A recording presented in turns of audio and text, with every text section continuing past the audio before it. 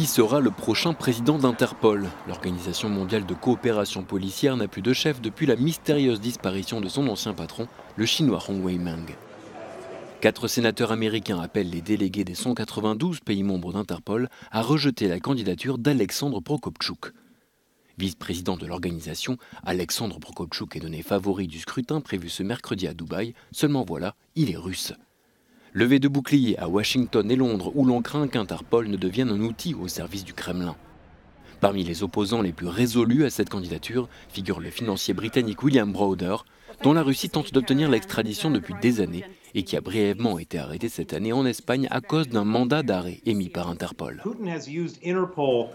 Vladimir Poutine a tenté d'utiliser des mandats d'arrêt d'Interpol à 7 reprises pour me faire arrêter. À chaque fois, Interpol a rejeté ces demandes car elles avaient des motivations politiques.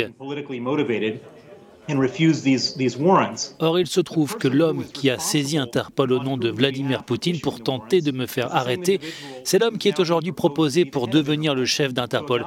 Cet homme est un abuseur en série. La Russie se défend de vouloir instrumentaliser l'organisation. Elle rappelle que le chef d'Interpol n'a qu'un rôle honorifique. Mais le Kremlin risque d'avoir du mal à imposer son candidat face au consensuel sud-coréen Kim Jong-il. Le porte-parole du Kremlin a déclaré que la lettre des sénateurs américains représentait une ingérence dans l'élection du président d'Interpol. Le ministre russe de l'Intérieur considère quant à lui qu'il est inadmissible de politiser Interpol. Il dénonce une campagne visant à discréditer Alexandre Prokopchuk.